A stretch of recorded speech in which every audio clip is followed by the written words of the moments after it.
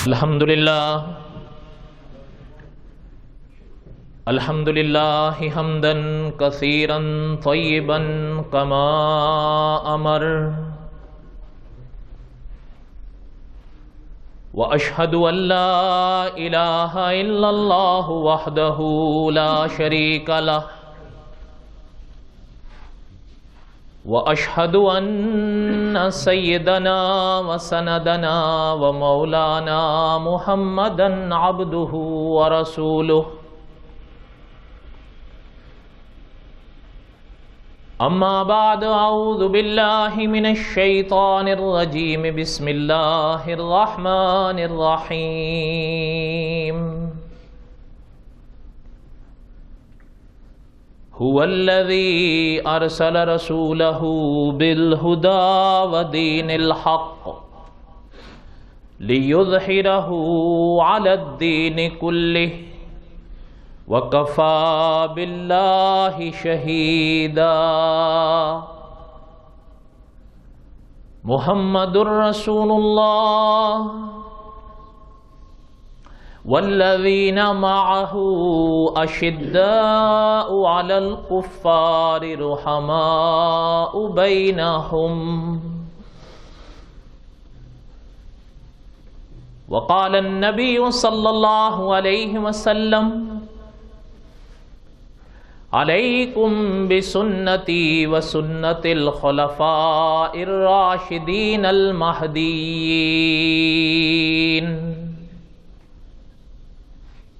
علیکم بسنتی وسنت الخلفاء الراشدین المہدیین.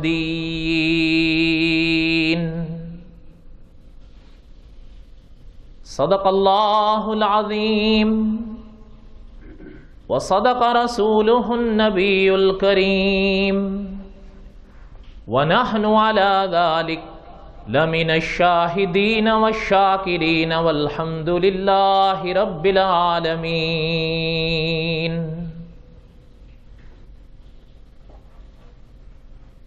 صدیق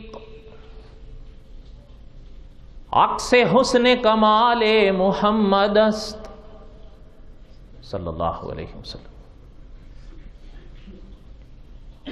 صدیق عکس حسن کمال محمد است، فاروق ذل جاہ جلال محمد است، عثمان ضیاء شمع جمال محمد است، حیدر بہار باغ خصال محمد است صلی اللہ علیہ وسلم. اسلام ما اطاعت خلفاء راشدین، ایمان ما محبت آل محمد است صلی اللہ علیہ وسلم. اللہم صلی علی سیدنا و مولانا محمد وعلی آل سیدنا و مولانا محمد وبارک وسلم. سامعین محترم، مل کے درود شریف پڑھ لیں. اللہم صلی علی محمد وعلی آل محمد کما صلیت علی ابراہیم وعلی آل ابراہیم انکا حمید مجید. اللہم بارک علی محمد وعلی آل محمد کما بارکت علی ابراہیم وعلی آل ابراہیم انکا حمید مجید. کتاب فطرت کی سرورق پر جو نام احمد رقم نہ ہوتا تو نقش ہستی ابھر نہ سکتا، وجود لوح و قلم نہ ہوتا. تیرے غلاموں میں بھی نمایاں جو تیرا عکس کرم نہ ہوتا، تو بارگاہ ازل سے تیرا خطاب خیر الامم نہ ہوتا. یہ مہینہ اسلامی جنتری کے لحاظ سے جمادی الثانی کا ہے، اور آپ سب جانتے ہیں کہ اس مہینے میں حضرت رفیق دم ہجرت رضی اللہ تعالی عنہ کا یوم وفات۔ اس نسبت سے ہم نے قصص الانبیاء علیہم الصلاۃ کا سبق اس جمعے کے لیے روکا۔ اللہ تعالیٰ نے زندگی دی تو آئندہ جمعہ اگر زندہ رہے اور اللہ کو منظور ہوا تو ہم واپس شروع کریں گے۔ آج حضرت رفیق دم ہجرت رضی اللہ تعالی عنہ کے یوم وفات کی نسبت سے چند باتیں عرض کریں گے۔ یہ ہماری طرف سے ایک نذرانہ عقیدت ہوگا۔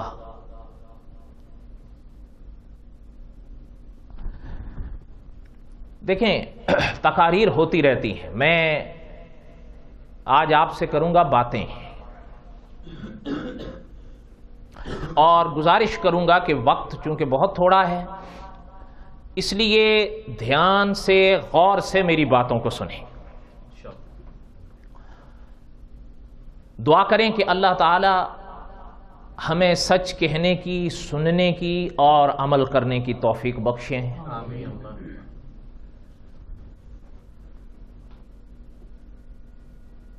علماء کلام لکھتے ہیں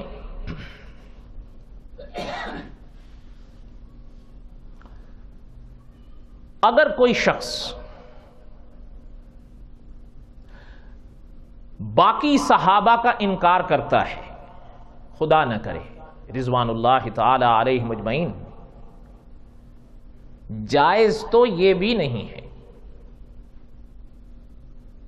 لیکن اگر باقی صحابہ کا انکار کرتا ہے تو اس کے بارے میں بات ہو سکتی ہے اور ہوئی ہے، لیکن خدا نہ کرے اگر کوئی شخص حضرت رفیق دم ہجرت رضی اللہ تعالی عنہ کی صحابیت کا انکار کرتا ہے تو وہ اسلام کے دائرے میں نہیں رہ سکتا، بلکہ علماء عقائد نے کھل کے لکھا ہے کہ اس کے کفر میں کوئی شک نہیں ہے۔ کیوں نہیں ہے؟ اس لیے کہ وہ فرماتے ہیں کہ صحابہ اکرام رضوان اللہ تعالی علیہ مجمعین میں سے حضرت رفیق دم ہجرت رضی اللہ تعالی عنہ وہ حضور کے صحابی ہیں صلی اللہ علیہ وسلم جن کی صحابیت پر نص قرآنی ہے۔ اذ یقول لصاحبہ، یہ لفظ ہے قرآن پاک میں، ثانی اثنین اذ ہما فی الغار اذ یقول لصاحبہ، وہ فرماتے ہیں یہ لفظ حضرت رفیق دم ہجرت رضی اللہ تعالی عنہ کے لیے ہے، اور یہ نص قرآنی ہے جو مہر ہے اس بات پر کہ حضرت رفیق دم ہجرت رضی اللہ تعالی عنہ حضور علیہ السلام کے صحابی ہیں۔ اس لیے اگر کوئی حضرت رفیق دم ہجرت رضی اللہ تعالی عنہ کی صحابیت کا انکار کرتا ہے وہ ایمان کے دائرے میں نہیں رہ سکتا ہے۔ اگلی بات، علماء اہل سنت نے عقائد پر کچھ کتابیں لکھی ہیں جن کتابوں کا موضوع ہے عقیدہ۔ کون سا عقیدہ؟ اہل سنت و جماعت کا عقیدہ۔ مثال کے طور پر مولانا محمد ادریس کاندھلوی رحمت اللہ علیہ، ایک تو یہ عقیدہ ہے نا کہ حضرت کو صحابی ماننا ہے، ایک تو یہ عقیدہ ہے۔ اب سے اگلی بات سنیں، عقائد الاسلام مولانا محمد ادریس کاندھلوی رحمت اللہ علیہ کی کتاب ہے جو لگ بھگ 350 صفحات میں ہے، اور وہ اہل سنت کے عقائد پر ہے اور اردو زبان میں ہے۔ جس کے پاس نہ ہو میں اس کو مشورہ دوں گا کہ اس کو خرید لے، پڑھے، بچوں کو پڑھائے، نہیں وہ پڑھ سکتے خود سنائے۔ عقیدہ بن جاتا ہے انسان کا، اور انسان کو اپنے عقائد کا علم ہوتا ہے، اور عقیدے کا علم ہوگا تبھی عمل میں نکھار آئے گا، یہ یاد رکھیے گا۔ اور یہ تو آپ اور مجھ سے بہتر جانتے ہیں کہ عقیدہ صحیح ہوگا تبھی عمل میں روح آئے گی، اگر عقیدہ صحیح نہیں ہوگا تو عمل کا اعتبار ہی نہیں ہے۔ مولانا ادریس کاندلوی رحمۃ اللہ علیہ لکھتے ہیں کہ عقائد اہل سنت میں ایک باب حضرت نے باندھا ہے صحابہ اکرام رضوان اللہ تعالی علیہم اجمعین کے متعلق۔ اس میں حضرت نے لکھا ہے کہ جہاں حضرت ابو بکر صدیق رضی اللہ تعالیٰ عنہ کی صحابیت کا اقرار ایمان کے لیے ضروری ہے، وہیں صحیح عقیدے کے لیے اور اہل سنت و جماعت کے عقیدے کے لیے یہ بھی ضروری ہے کہ حضرت رفیق دم ہجرت رضی اللہ تعالیٰ عنہ کو انبیاء علیہم السلام کے بعد تمام کائنات میں افضل مانے، تمام کائنات میں۔ یہ اہل سنت کا عقیدہ ہے۔ جہاں حضرت کو ایمان، حضرت کی صحابیت پر ایمان رکھنا ہے، وہاں حضرت کی افضلیت پر بھی ایمان رکھنا ہے کہ انبیاء علیہم السلام کے بعد اگر کوئی شخصیت ہے تو پھر وہ حضرت رفیق دم ہجرت ہے رضی اللہ تعالی عنہ۔ اس لیے دعا کریں کہ اللہ تعالی ہمیں صحیح عقیدہ نصیب فرمائے، حضرت کی صحابیت کو بھی ماننا ہے اور حضرت کی افضلیت کو بھی ماننا ہے۔ بات سمجھ میں آئی یا نہیں سمجھ میں آئی؟ اب ذرا تھوڑا سا اس طرف آئیں، آپ قرآن پاک کی طرف دیکھیں۔ جیسے اسی ضمن میں عرض کر دوں، اللہ تعالیٰ نے کلام پاک میں انعام یافتہ لوگوں کا ذکر فرمایا۔ انعام یافتہ لوگوں میں 4 کو اللہ تعالیٰ لائے ہیں۔ انعم اللہ علیہم من النبیین، خدا کے نبی آئے، والصدیقین، صدیقین آئے، والشہداء والصالحین۔ اب شہداء آئے اور صالحین آئے۔ نبی، یہ نبی حضرت آدم سے حضرت محمد الرسول اللہ صلی اللہ علیہ وسلم، حضرت آدم سے نبوت کا پاک سلسلہ چلا اور حضور علیہ الصلوۃ والسلام پر نبوت کا پاک سلسلہ ختم ہو گیا۔ انعم اللہ علیہم من النبیین، سب سے پہلی شان انبیاء کی ہے۔ اب ان کے بعد دوسرے کا ذکر ہو رہا ہے تو اللہ تعالیٰ فرماتے ہیں انعم اللہ علیہم من النبیین والصدیقین، اور علماء نے لکھا ہے صدیقین میں سب سے پہلا نمبر حضرت رفیق دم ہجرت کا ہے۔ اب پھر آئے گا والشہداء۔ اب ذرا علماء نے جو دعوت فکر دی ہے ذرا سمجھیے گا۔ حضرت آدم سے حضور تک انبیاء آئے، ان کا پہلا نمبر آئے گا۔ پھر والصدیقین، صدیقین میں حضرت ابو بکر صدیق کا سب سے پہلا نمبر آئے گا۔ پھر آئے گا لفظ والشہداء۔ اب ذرا نظر ڈالیں، حضرت عمر بھی شہید، حضرت عثمان بھی شہید، حضرت علی بھی شہید۔ اب آئے گا والصالحین وحسن اولئک رفیقا۔ بات سمجھ میں آئی؟ پتہ چل رہا ہے کہ پہلے نمبر پر انبیاء آئے تو دوسرے نمبر پر صدیقین آئے، اور صدیقین میں سب سے پہلا نمبر کن کا ہے؟ حضرت ابو بکر صدیق رضی اللہ تعالی عنہ کا۔ چلتے چلتے 2 باتیں عرض کر دوں نکتے کی۔ آپ نے سنا ہوگا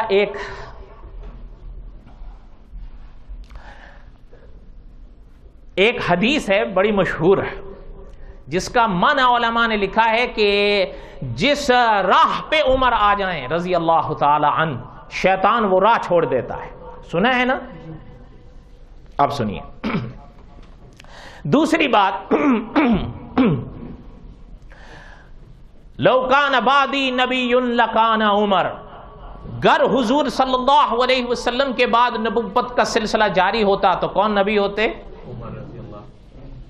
اچھا، تو ابھی میں نے عرض کیا کہ اہل سنت کا عقیدہ ہے کہ حضرت رفیق دم ہجرت صحابی ہیں اور حضرت رفیق دم ہجرت افضل ہیں۔ تو پھر یہاں تو دونوں مرحلوں پر حضرت ابو بکر صدیق کا نام آ رہا ہے یا حضرت عمر بن خطاب کا آ رہا ہے؟ اور جہاں باقی کی نہیں، لیکن جہاں بات حضرت ابو بکر صدیق کی آئے گی تو حضرت عمر بے شک چمکتے ہیں، لیکن صدیق کی چمک کچھ اور ہے۔ ایسا ہی ہے یا نہیں؟ اس لیے اکابر فرماتے ہیں کہ ذرا حضور کے فرمان پر غور کریں کہ اصحابی کالنجوم، حضور نے اپنے صحابہ کو ستاروں سے مثال دی ہے۔ مورخ اسلام مرحوم لکھتے ہیں کہ ستارہ کوئی بھی ہو اس میں چمک ضرور ہوتی ہے، اس لیے حضور نے اپنے صحابہ کو ستاروں سے جب مثال دی ہے تو پتہ چلتا ہے کہ جتنے صدیق چمکتے ہیں اتنے فاروق نہیں چمکتے، جتنے فاروق چمکتے ہیں اتنے پھر عثمان نہیں چمکتے، اور جتنے عثمان چمکتے ہیں پھر اتنے علی نہیں چمکتے، اور جتنے علی چمکتے ہیں پھر باقی صحابی نہیں چمکتے۔ اصحابی کن نجوم، حضور کے سارے صحابہ کون ہیں؟ ستارے ہیں۔ تو اب یہاں پر تو حضرت ابوبکر صدیق رضی اللہ تعالیٰ عنہ کی جب بات آ رہی ہے کہ انعم اللہ علیہم من النبیین والصدیقین، تو ان دو مرحلوں پر تو حضرت کا نام نہیں ہے۔ سوال سمجھ میں آ گیا یا نہیں سمجھ میں آیا؟ اب ذرا تھوڑا سا اس کا جواب سن لیں، پھر ہم مختصر سے وقت میں آگے چلیں گے انشاءاللہ۔ علماء نے اس کا جواب لکھا ہے۔ پہلا جواب، حضرت شیخ الہند مولانا محمود الحسن رحمۃ اللہ علیہ، آپ نے نام سنا ہوگا، اور دارالعلوم دیوبند، نام سنا ہے نا، دارالعلوم دیوبند، یہ حضرت شیخ الہند مولانا محمود الحسن رحمۃ اللہ علیہ یہ دارالعلوم دیوبند کے پہلے طالب علم تھے۔ آپ نے ممکن ہے علماء سے سنا ہوگا، ذرا تاریخ کے پنوں پر ذرا ایک جھانک کر دیکھیے، ایک درخت تھا انار کا، ایک استاد تھا، ایک شاگرد تھا۔ اچھا، حسن اتفاق استاد کا نام بھی محمود تھا اور شاگرد کا نام بھی محمود تھا۔ یہ وہی شاگرد تھے جسے ساری دنیا اب شیخ الہند کہتی ہے۔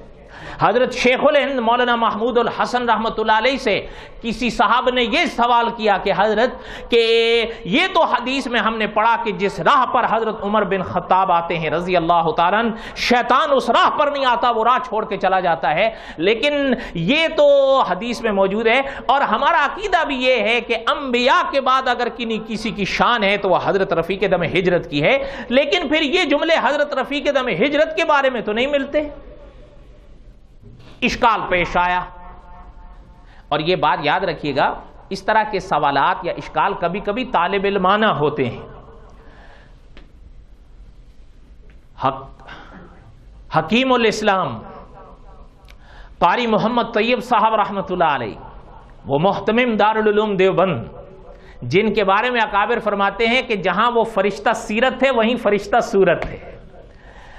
حضرت فرمایا کرتے تھے کہ سوال کے لیے بھی کم از کم آدھا علم چاہیے ہوتا ہے۔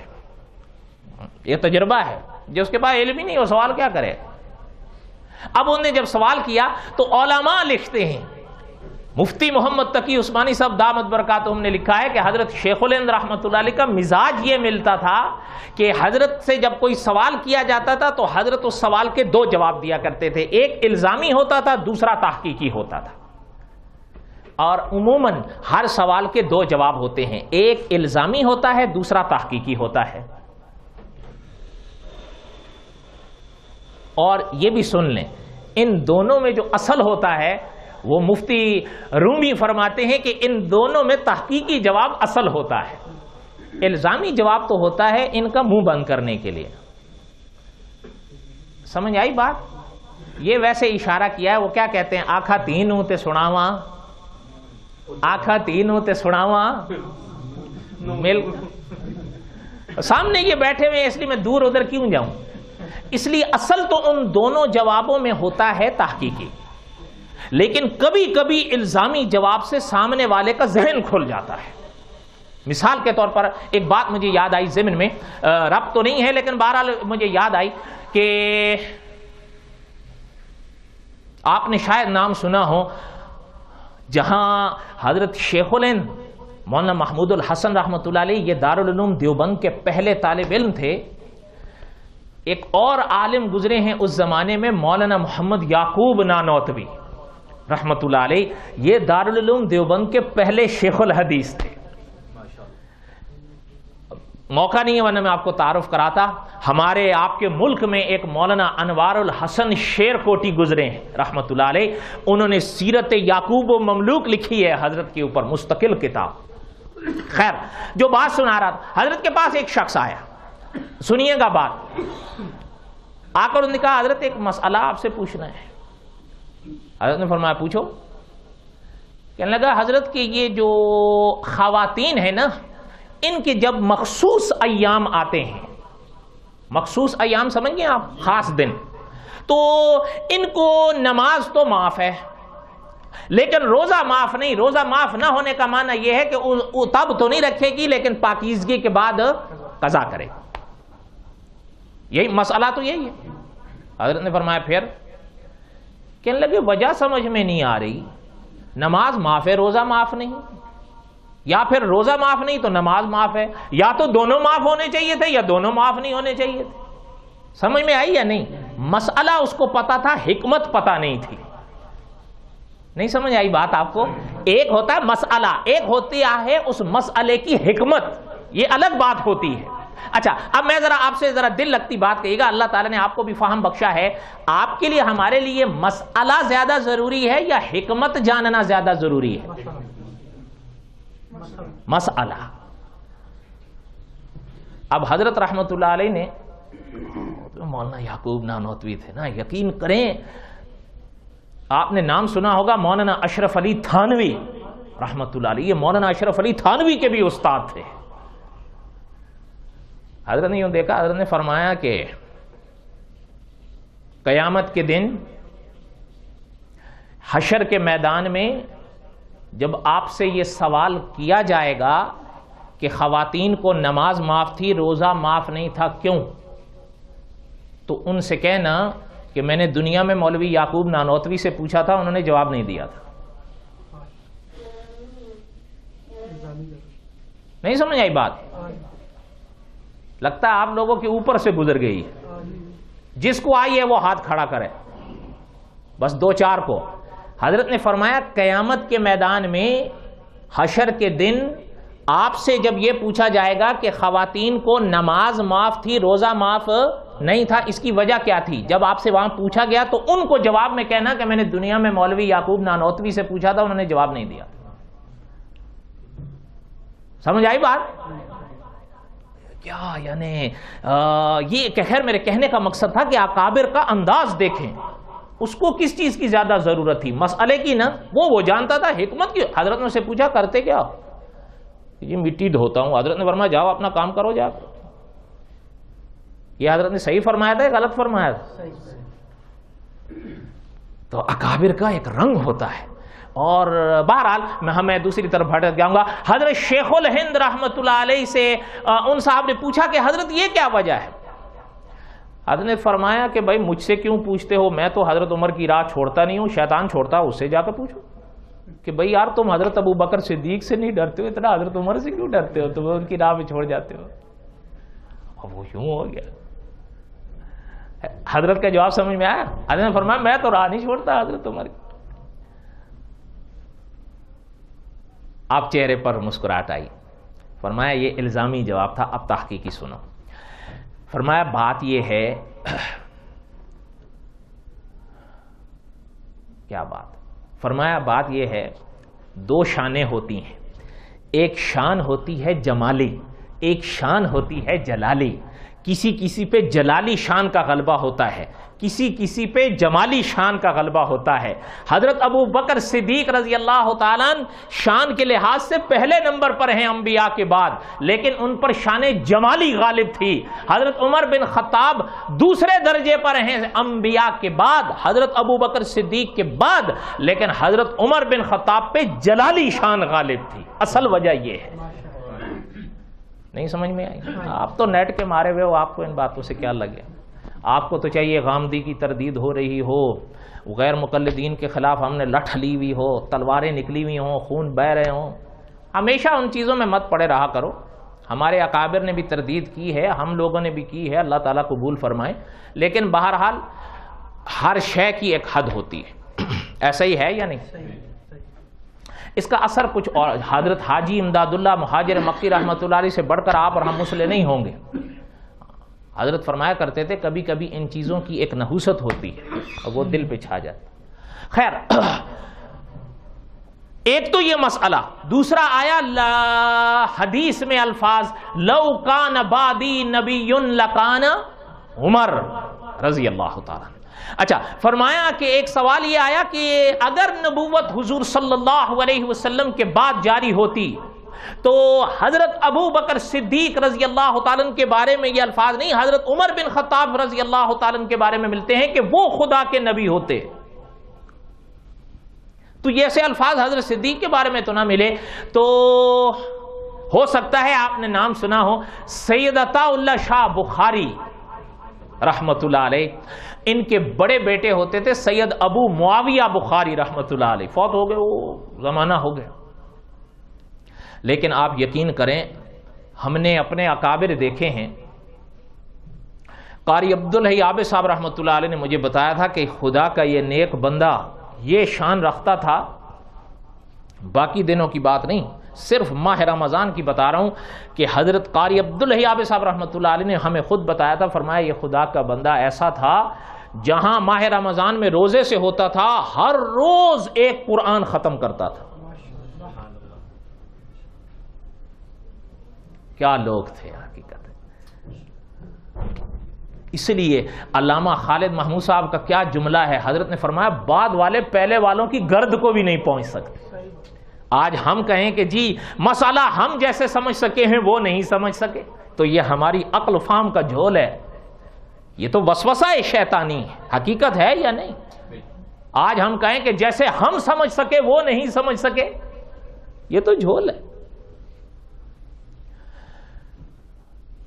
حضرت رحمت اللہ علیہ کے جو بڑے بیٹے تھے سید عطا اللہ شاہ بخاری رحمت اللہ علیہ کے، یہ بڑے بیٹے تھے.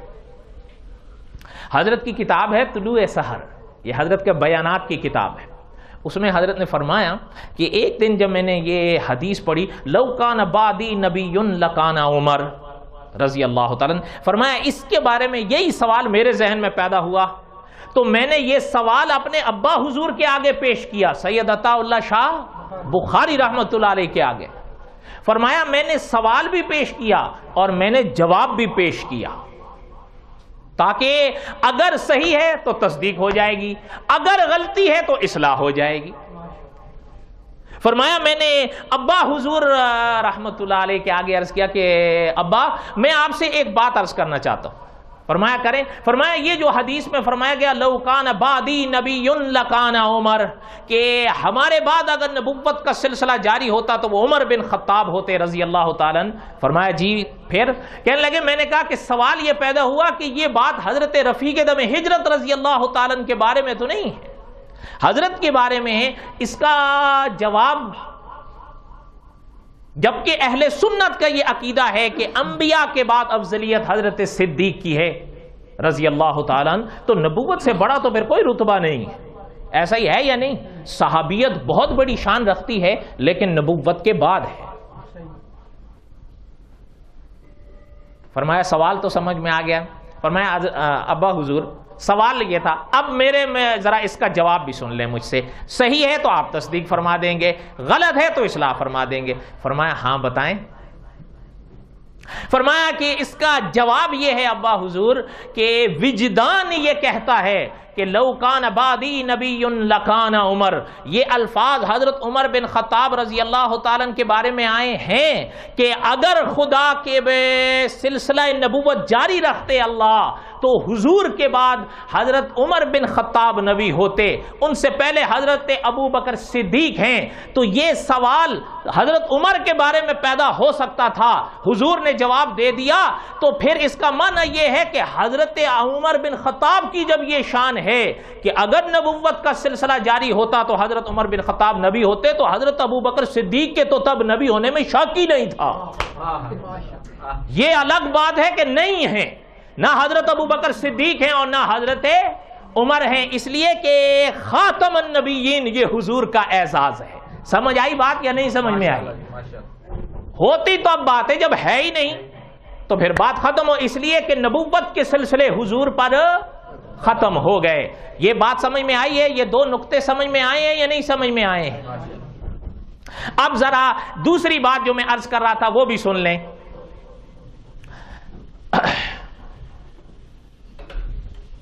حضرت رفیق دم ہجرت رضی اللہ تعالیٰ عنہ کے حوالے سے عرض کر رہا ہوں. کلام پاک میں آیات ہوتی ہیں نا، کلام پاک میں آیات ہوتی ہیں نا، ذرا سمجھیے گا، آپ کا اور ہمارا ان پر ایمان ہے. حضرت رفیق دم ہجرت رضی اللہ تعالیٰ کے حوالے سے جو دوسری بات عرض کر رہا تھا وہ یہ سنا رہا ہوں، سنیں دھیان سے.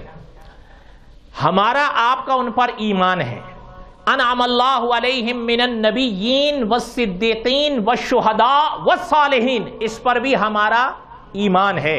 لیکن یہ یاد رکھیے گا، اس آیت سے نبوت حضور کے بعد جاری نہیں ہوتی، یاد رکھیے گا، اس لیے کہ نبوت حضور پر ختم ہے۔ سمجھ آئی یا نہیں سمجھ آئی؟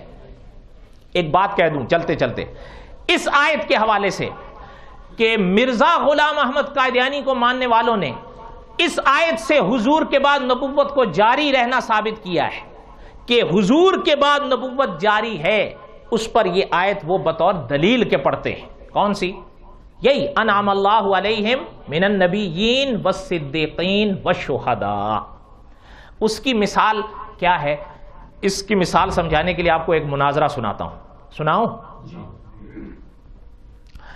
کافی عرصے کی بات ہے، آپ کو یاد ہوں گے مناظر ختم نبوت، مناظر اسلام، مولانا محمد امین اکاڑوی رحمۃ اللہ علیہ۔ حضرت ایک زمانے میں اسکول میں پڑھاتے تھے۔ حضرت تشریف لائے تو اسکول کے ایک صاحب کہنے لگے کہ مولانا آپ سے 2 آدمی ڈھونڈ رہے تھے۔ حضرت نے فرمایا کون تھے؟ فرمایا میں تو نہیں جانتا۔ فرمایا نام پوچھا تھا؟ فرمایا نام میں نے پوچھا لیکن انہوں نے کہا کہ فائدہ کوئی نہیں، ہم آپ کو نام بتائیں مولانا ہمیں جانتے نہیں، ہم کل حاضر ہو جائیں گے۔ اچھا، قصہ مختصر یہ کہ دوسرا روز آیا، حضرت جب اسکول پہنچے تو وہ آ گئے۔ حضرت نے فرمایا وہ 2 تھے کہ کہنے لگے کہ حضرت ہم کل بھی آپ سے ملنے آئے تھے۔ فرمایا ہاں مجھے پتا چلا تھا، میں نہیں تھا، خیر بیٹھیں، کیا بات ہے؟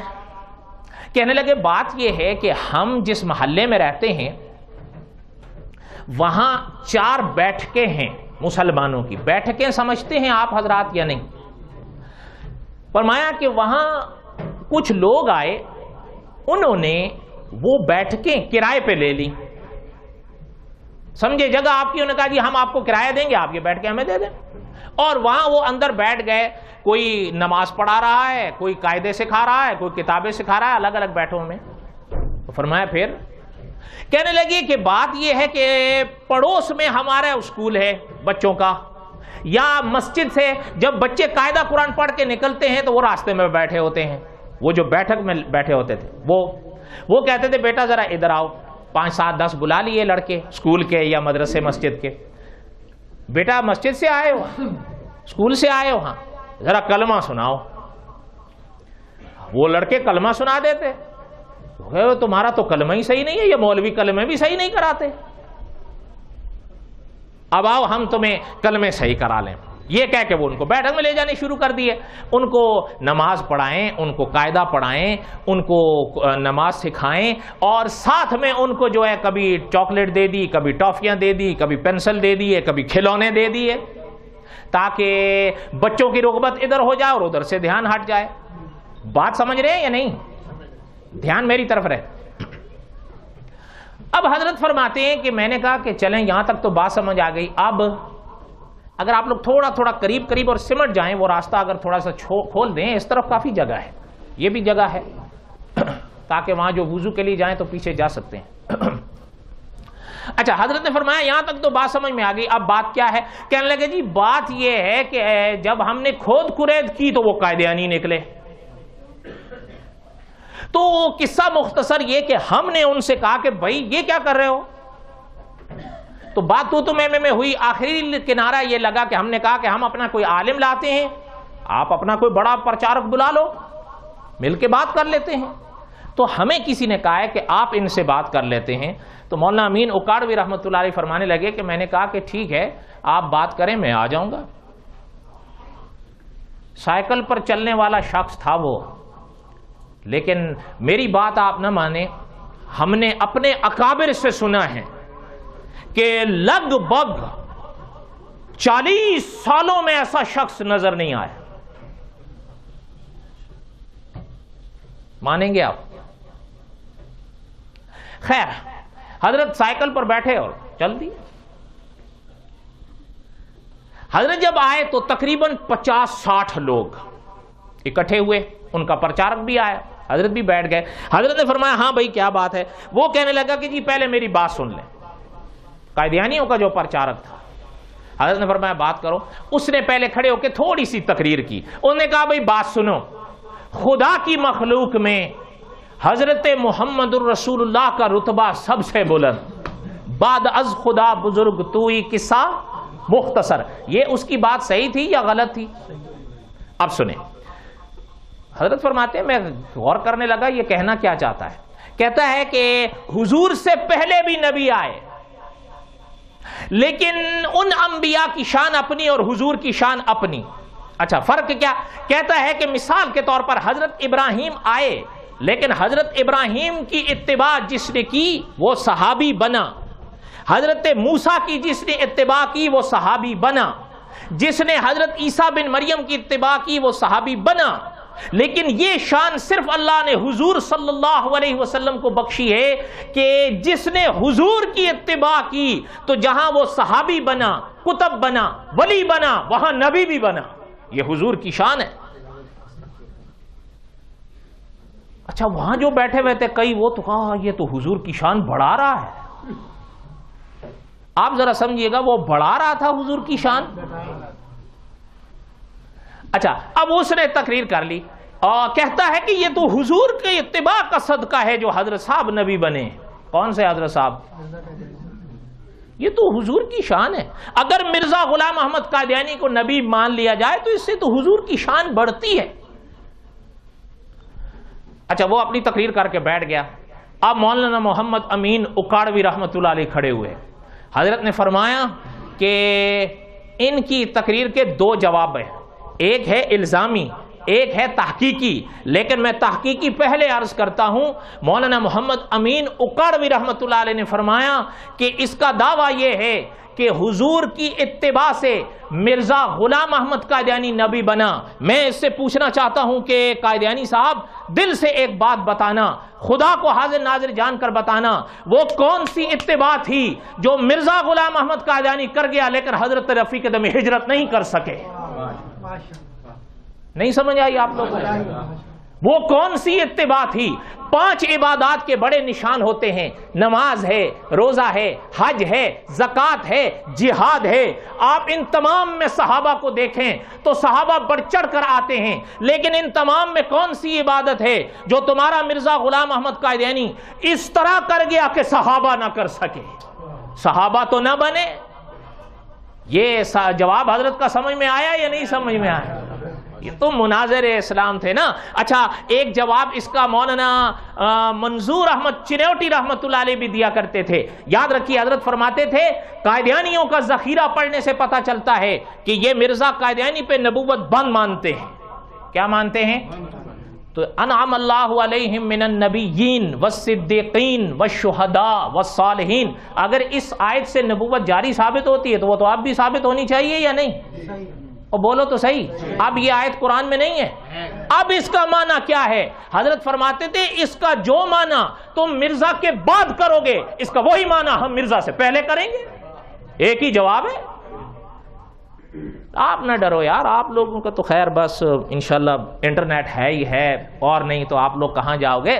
صبح دوپہر شام ماشاءاللہ انٹرنیٹ پہ چڑھے ہوئے، او ہو اللہ تعالیٰ رحم فرمائے۔ خیر، بات کر رہا تھا حضرت رفیع دم ہجرت رضی اللہ تعالیٰ عنہ کی کہ لو کان بعدی نبی لکان عمر۔ یہ تب باتیں ہیں اگر حضور کے بعد نبوت کے سلسلے جاری ہوتے تو حضرت ابو بکر صدیق ہوتے، حضرت عمر بن خطاب ہوتے، لیکن یہ اگر والی بات ہے۔ لیکن حضور پہ جب نبوت کے سارے سلسلے بند ہو گئے، رسالت کے بھی اور نبوت کے بھی، تو حضور کے بعد پھر کوئی نبی پیدا نہیں ہوگا۔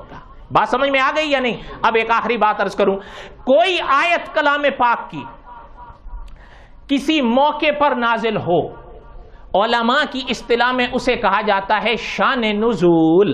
کیا کہا جاتا ہے؟ شان نزول۔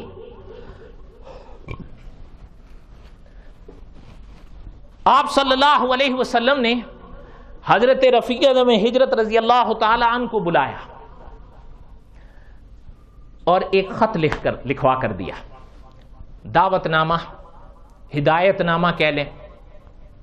فرمایا کہ صدیق، یہ جا کر اہل کتاب کو دعوت دو توحید کی، ہماری رسالت کی صلی اللہ علیہ وسلم۔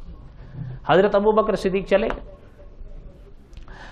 جب حضرت وہاں پہنچے اہل کتاب کے ہاں، تو یہ مدینہ طیبہ کی بات ہے، اور علماء نے لکھا بھی، آپ سب جانتے ہیں کہ مدینہ طیبہ میں یہودی آباد تھے، اور مدینہ کے اطراف میں بھی 4-4 3-3 میل تک ان کی بستیاں تھیں، بنی قینقاع تھے، نذیر تھے، اور تھے. اور آپ نے ایک نام سنا ہوگا، خیبر، سنا ہے نا، یہ گڑھ تھا ان کا. حضرت جب وہاں پہنچے تو ایک ربائی بیٹھا بیان کر رہا تھا، یہودی بیٹھے ہوئے تھے اور ربائی بیٹھا ان کو تعلیم دے رہا تھا یہودیت کی. حضرت رضی اللہ تعالیٰ جب گئے، اس نے کہا کیا بات ہے؟ حضرت نے فرمایا کہ آپ سے ملنے آئے. کہا جی بیٹھیں. حضرت نے فرمایا کہ یہ آپ کے لیے. اس نے وہ لیا، وہ خط، وہ پیغام اس نے پڑھا. اس میں دعوت تھی اس کو توحید کی، رسالت کی اور ایمان لانے کی، اور ساتھ ہی میں لکھا ہوا تھا کہ قرض حسنہ کے بارے میں. اس نے جب پڑھا تو اس کا چہرہ بدل گیا. بدل کے جب حضرت رفیق دم ہجرت رضی اللہ تعالیٰ کی طرف دیکھ کے کہنے لگا، ابو بکر رضی اللہ تعالیٰ، لگتا ہے تمہارا خدا تو فقیر ہو گیا ہے. نعوذ باللہ، ہم غنیوں سے پیسے مانگ رہا ہے. تمہارے اس خط سے تو یہ ثابت ہو رہا ہے تمہارا خدا تو پھر ہم سے مانگ رہا ہے، اور ہمیں تم کہتے ہو کہ سود مت دو، خود دے رہا ہے. یہ کیا بات ہے؟ حضرت رفیق دم ہجرت رضی اللہ تعالی نے جب یہ الفاظ اس کی زبان سے سنے، علماء مفسرین نے لکھا ہے، امام ابن کثیر رحمۃ اللہ علیہ جیسے عالم نے، کہ حضرت رفیق دم ہجرت نے اس کے منہ پر تھپڑ مار دیا. ہنگامہ کھڑا ہو گیا. حضرت نے حضرت نے اس کو صاف منہ پر کہا، میری بات سن، کہ خدا کی قسم ہے اگر تیرے اور ہمارے درمیان معاہدہ نہ ہوتا میں تیری گردن اڑاتے تھا. جا. اچھا، یہ کہہ کے حضرت وہاں سے نکلے. اس کو غصہ بڑا تھا. وہ آقا صلی اللہ علیہ وسلم کے پاس آ گیا کہ آپ کے صدیق نے مجھے تھپڑ مارا سب کے سامنے. حضور نے فرمایا کس نے مارا ہے؟ بعض اکابر نے اس موقع پہ فرمایا اگر حضرت عمر کا نام ہوتا تو کوئی تعجب کی بات نہیں تھی. حضرت صدیق، ابھی جیسے میں نے عرض کیا، حضرت شیخ الہند رحمۃ اللہ نے کیا فرمایا کہ ان پر تو شان جمال غالب تھی، لیکن یہ ایمان تھا، کیونکہ خدا کی شان میں اس نے گستاخی کی تھی. اب وہ حضور صلی اللہ علیہ وسلم نے فرمایا کس نے مارا ہے؟ کیا آپ کے ابو بکر نے مارا ہے رضی اللہ تعالی. حضور صلی اللہ علیہ وسلم نے فرمایا کہ صدیق کو بلائیں رضی اللہ تعالی. حضرت صدیق تشریف لائے. حضور نے فرمایا صدیق یہ کیا کہہ رہا ہے؟ فرمایا آقا کیا کہہ رہا ہے؟ فرمایا یہ کہہ رہا ہے آپ نے اس کو تھپڑ مارا ہے، وہ بھی سب کے سامنے. حضرت صدیق رضی اللہ تعالی نے فرمایا حضرت آقا صلی اللہ علیہ وسلم، اس نے یہ تو آپ کو بتا دیا کہ میں نے اس کو تھپڑ مارا، لیکن یہ نہیں بتایا کہ کیوں مارا ہے. آقا صلی اللہ علیہ وسلم نے فرمایا کیوں؟ اس نے تو یہ بتایا ہے. فرمایا آقا ایسے تو نہیں مارا، اس لیے مارا ہے کہ اس نے یہ الفاظ کہے ہیں کہ خدا فقیر ہو گیا، ہم غنی ہیں جو ہم سے مانگ رہا ہے. نعوذ باللہ، اس لیے مارا ہے. حضور صلی اللہ علیہ وسلم کے چہرے پر جلال آیا. حضور نے فرمایا کہ تم نے یہ کہا؟ وہ مکر گیا. میں نے تو نہیں کہا، میں نے تو نہیں کہا ایسا کچھ بھی. آقا صلی اللہ علیہ وسلم خاموش ہوئے. حضور کے رخ انور پر وحی کے آثار شروع ہوئے. لقد سمع اللہ قول الذین قالوا ان اللہ فقیر ونحن اغنیاء. لقد سمع اللہ، یقیناً اللہ نے سنی ہے اس کی بات. قالوا، جس نے کہا ان اللہ فقیر ونحن اغنیاء، اللہ تو فقیر ہے ہم غنی ہیں. سنکتب، ہم نے لکھ لی ہے، ما قالوا، جو کچھ اس نے کہا تھا. وقتلہم الانبیاء بغیر حق، میرے نبیوں کا خون بہاتے رہے بغیر حق کے. اور آگے کیا اللہ نے وَنَقُولُ ایک وقت آئے گا جب ہم کہیں گے ذُوقُوا عَذَابَ الْحَرِيقِ. اللہ نے حضرت صدیق کی تصدیق کر. حضرت صدیق ہے نا, اس لیے ہمارے اکابر نے یہ عجیب بات لکھی ہے کہ صدیق کون ہوتا ہے.